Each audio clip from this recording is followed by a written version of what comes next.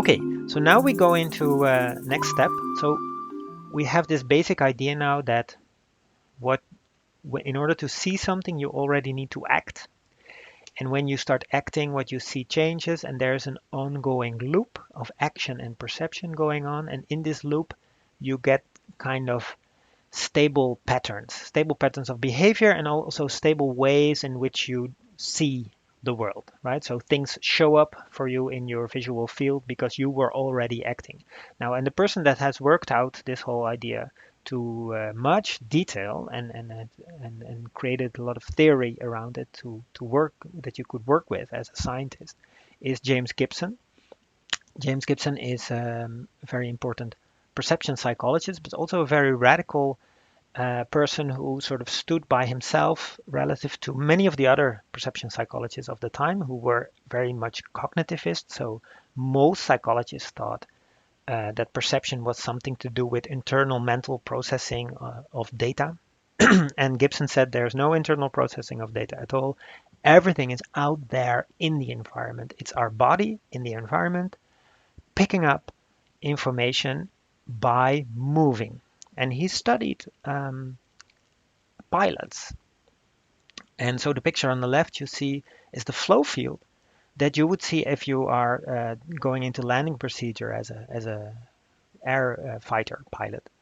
And what you see is that from the horizon, the visual flow, so how things change in your visual field, is like centered in one point and then radiating outwards relative to your own body, right? So you're moving towards that one point and the information is going upwards and sidewards and downwards all around you. It's kind of the Star Trek or Star Wars beginning where you see the stars going like that around you, right? And we use that information. So when you go down as a pilot, immediately the horizon goes up and all this information starts to change in certain particular ways.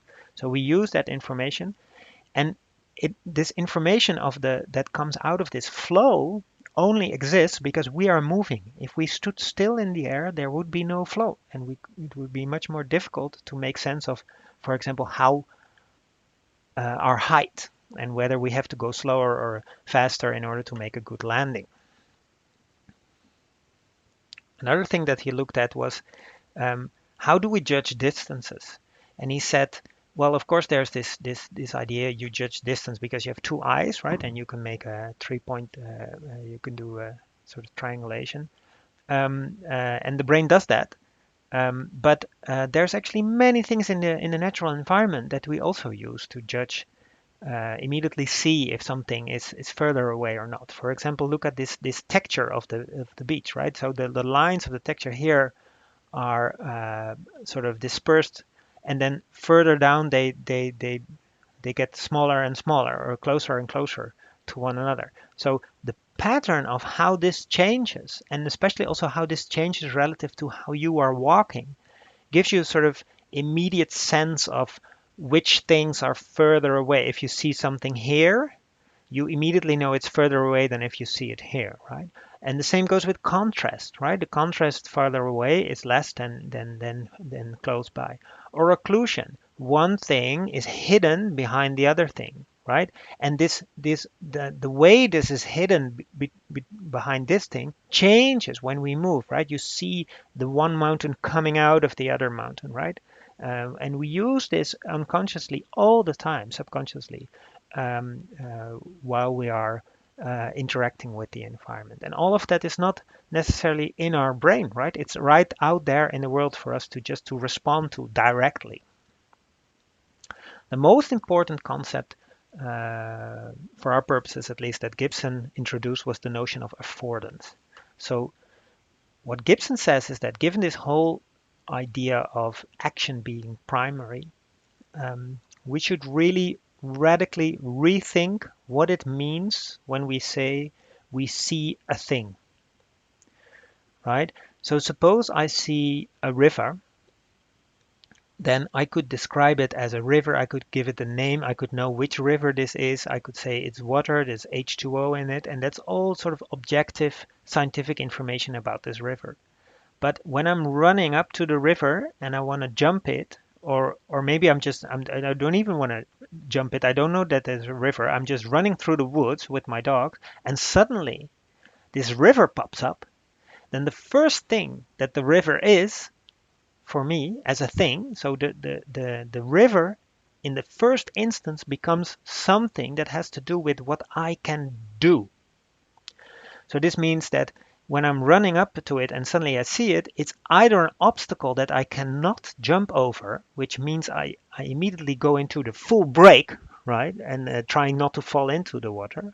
Or it shows up to me as something that I might jump over, and immediately my body starts to prepare while running for making the jump, right? So I see it and I see it as a to jump over, Gibson would say. And I see all objects in this way. So if I see a coffee cup, I see essentially a to drink from. That's the first thing I see before I recognize the brand or the particular shape or size or the material it's made of. That's all afterthought. I don't even call it a cup. The first thing I just see is, hey, there's a to drink on, right? Before I start using language to describe what I'm seeing, the to drink on is already there.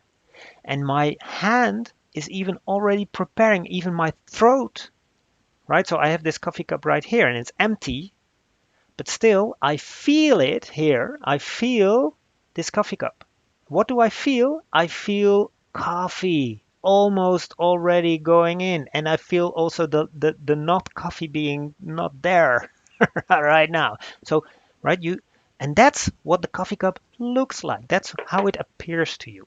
And that is the affordance of the object. A chair is first of all a to sit on, right? Only later objects become things that you describe from a distance as a sort of observer, as a scientist, as a describer, right? Things are not things for describers. Things are first of all things for actors, for people that are doing stuff with them, right? Now that's the affordance of objects, and it's very important because as a designer, of course, you have a big influence on the affordance that designed objects have for people. But you must realize that an affordance cannot be designed. An affordance is not a thing that you design because then you make the affordance into a thing again. That's not what it is. The affordance itself is a relation. It's a relation between what a person can do at a certain moment in a certain context in a certain situation, depending also on what they've just been doing, right? Were you running up to this river with your two dogs at great speed? Or did you not have any dogs and were you maybe twice the size of this person and you have had a bit back problems and you're walking up to this river very slowly? If the latter, then the river would not show up for you as a to jump over. Whereas for this guy and his dogs, the river was definitely a to jump over. Right? So what the affordance is depends on the person and the context that they're in and the possibilities for action and the skills that they have as well. So it's a relation between the acting agent and the perceiving agent and the environment. This means that designers can influence affordances, but they cannot design affordances. Incidentally, that's also something that Don Norman originally got wrong. He changed his ideas on affordances later. He got criticized over it. But you must realize that if you read about affordances as a designer or you're a computer interaction researcher, you will most probably hear about affordances by way of Don Norman, who wrote a lot about that, and other people writing about Don Norman having written about affordances. And ever from the first time that Don Norman started talking about it, the design community got it wrong. Yeah, so that's something really to look into, and to if you really want to know what affordances is like, you have to read Gibson's work and all the people that came after him in this research field that is called ecological psychology. Those guys and girls know what affordances are. Yeah, so Oh yeah, here on the top, most of the things I already said about this slide, but here on the in the bottom you have one paper by Tom Jajadinegrat and colleagues uh, critiquing Don Norman about that he didn't got the concept quite right. Now I'm not exactly sure that Tom and Case and Stefan got the concept quite right, and to be honest, there's also in the end a lot of discussion about what affordances really are. But nevertheless, it's good to know that people very easily make a superficial version of affordances. They say affordances are just use cues, right? So to put an arrow on a door saying here's where you should grab the handle or something, but that's not an affordance at all.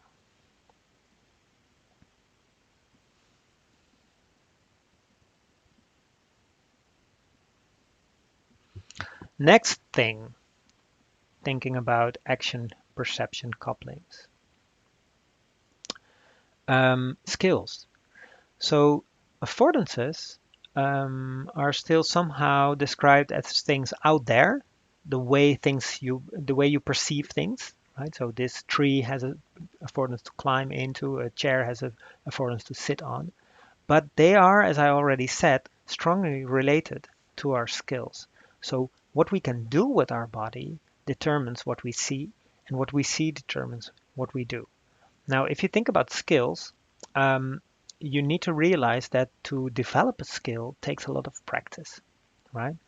And the kind of um, knowledge that you get from it is importantly not the kind of knowledge that you would get when you just learn theory from a book, right? So everybody who has ever done mathematics in high school knows that the teacher always says it's not enough to just read the theory. You have to actually do the exercises, otherwise you'll never learn it.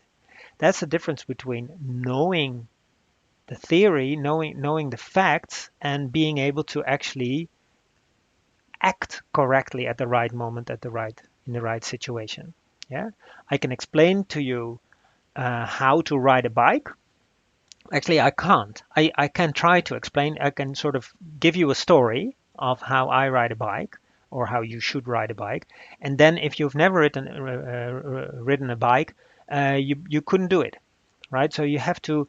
So skills are things you have to sort of go out and try and then fail often and fail many times, and then by the feedback you get from the world in trying to do something, you gradually, your body sort of starts to adapt to what the environment demands of you.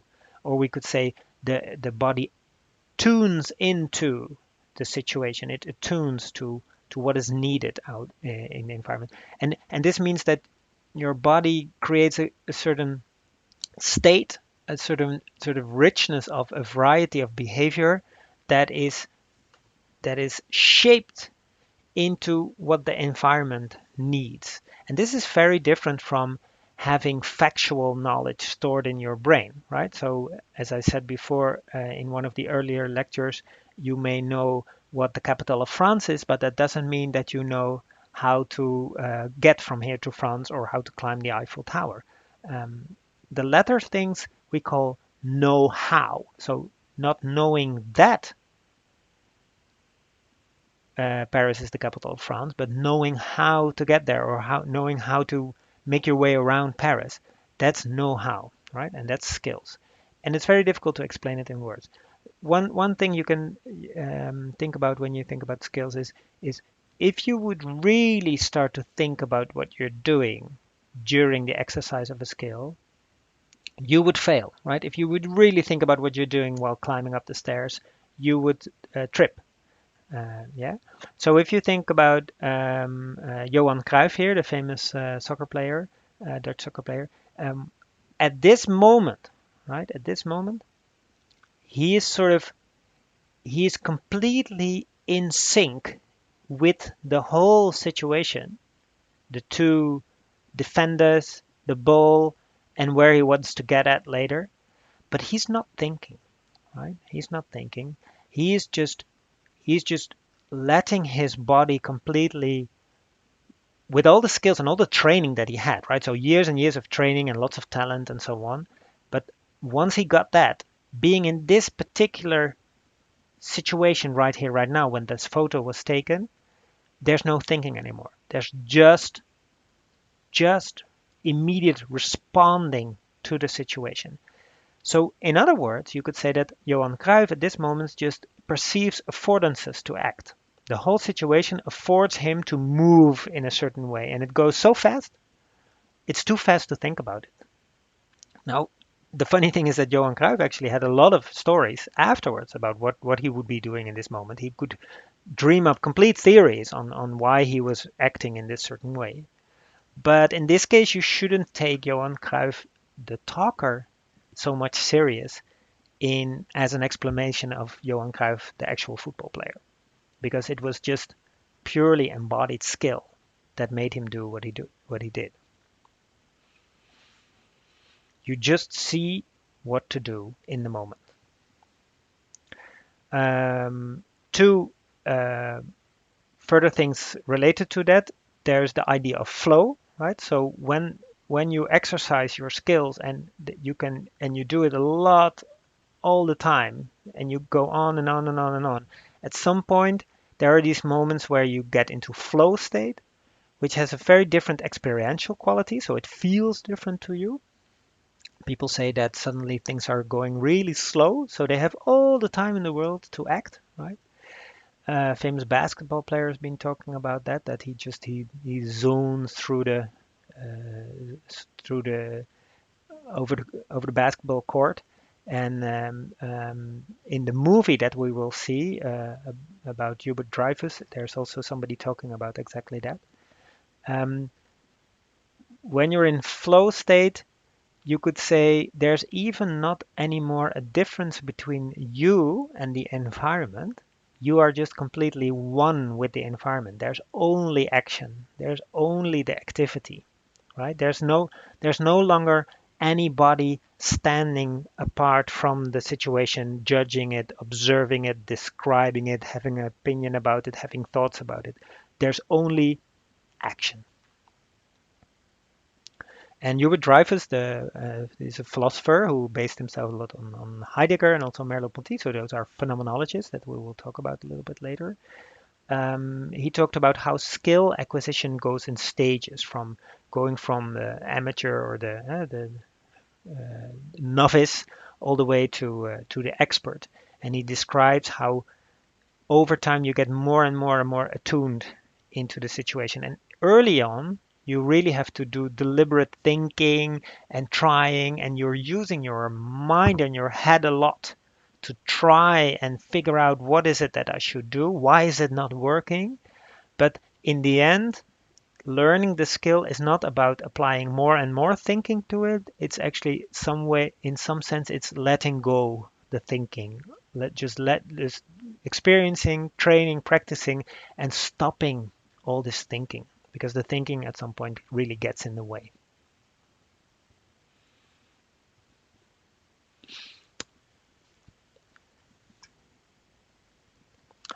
Okay, so now we get our first. We meet for the first time an actual big time philosopher, Martin Heidegger. There's this really big philosophy of Heidegger as a whole, and then there's one thing that everybody also always picks out of it, and that's this. But it's not without reason. It's a very useful distinction, because what Heidegger says is that while we are used to thinking about objects as these sort of external things outside of us that we look at and we describe as objective things out there in the world, and we describe their properties and so on, that's actually not how the world appears to us in the first instant. In the first instant, the world comes to us much more like Gibson describes with his affordances. You see the things as ready for action, what you can do with them. Right, so it's almost literally what Gibson describes with affordances, and Heidegger calls that this the affordance quality of things. He calls it the Zuhandenheit. So it's ready to hand. It's for your hands, right? Well, not for your hand. It's there for your hands to grab. Ter handen in Dutch. Now, and he distinguishes that from like later on. What you could do is once you start to reflect on your world and you start to deliberately step back and think, hey, what is this world that I'm living in? Who am I? And what is not me? And what is me and what is not me? So you really start to reflect on yourself in relation to the world. Then things in the world start to show up as objects that you can inspect. And this mostly happens when the thing you're using in some way breaks down. So something goes wrong. So you have a hammer, but it's not well in hand. It's slippery, and it constantly you constantly fail to hit the nail. Then you suddenly grab the hammer and you think like, what is this thing? What kind of hammer is this? Oh, this is not my hammer. I need my own hammer, or this is the wrong hammer, or this is a broken hammer, right? So then it becomes unready to hand, and then at some point you start to think, so what is a hammer made of anyway? How would you design the best possible hammer? Well, how long should a hammer be? How long is this hammer anyway? Let's measure it. Let's see how many centimeters the rod is, and so on. So then the thing becomes voorhanden, present at hand. And what we need to understand as interaction designers is that most of the time we mistake the interface that should be ready to hand for present at hand. So we think about the interface a lot because that's what we design.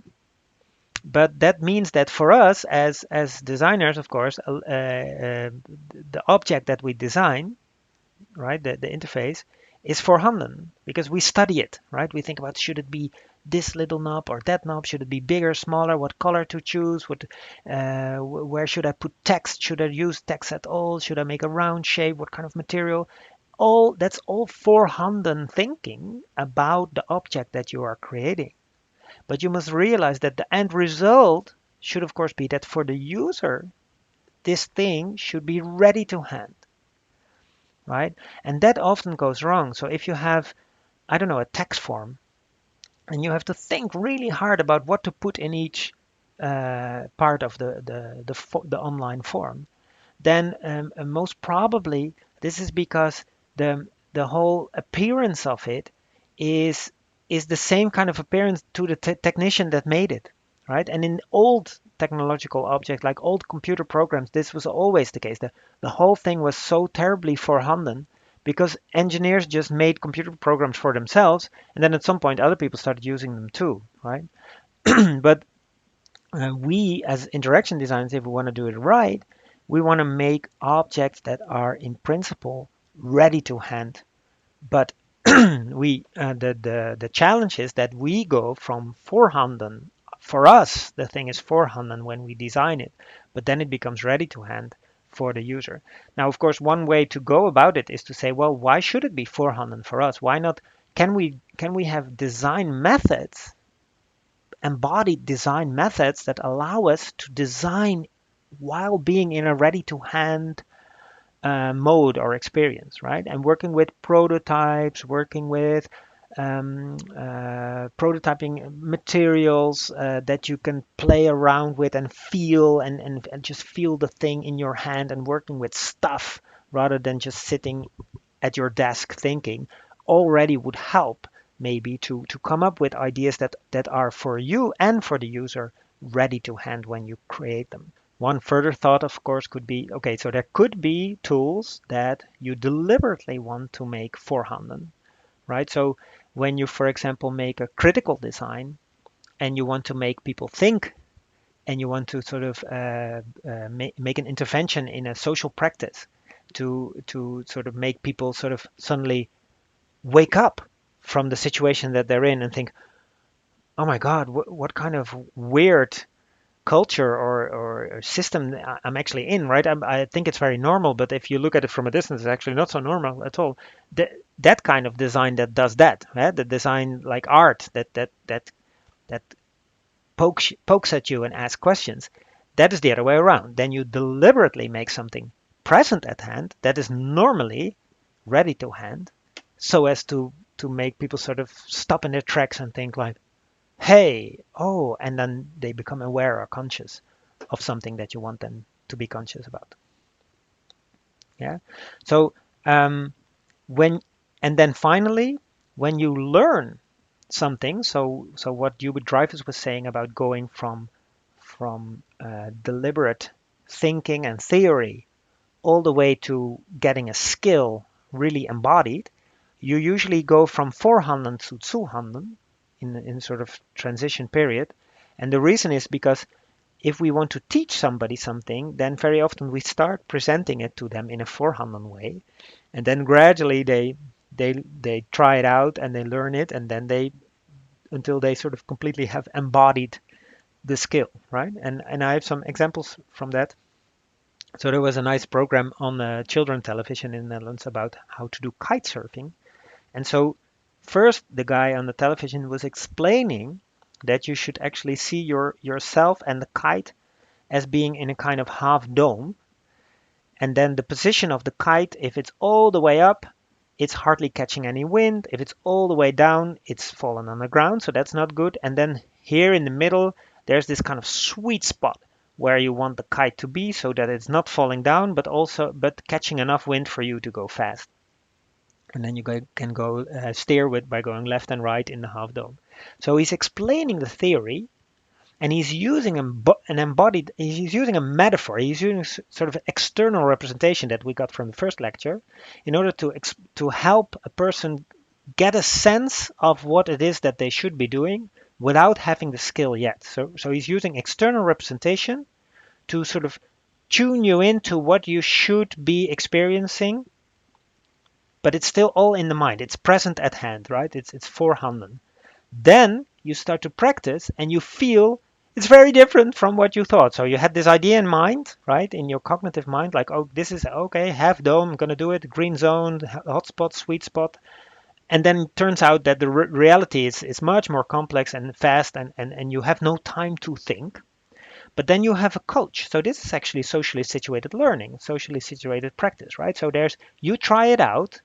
There's another person that knows how to do it right next to you, giving you guidance right there and then, saying, no, a bit more to the left. Oh, you see now? So also pointing to you, right? Do you see what's happening? Do you feel that? Do you feel how it's going? And so on. So you learn from that. Then gradually you start to feel it and you start to get the hang of it, so on. And then in the end, when you really have the whole skill embodied, the kite, the the the surfboard, the kite, the ropes, this whole idea of this half dome, it's no longer there, right? So it's completely embodied.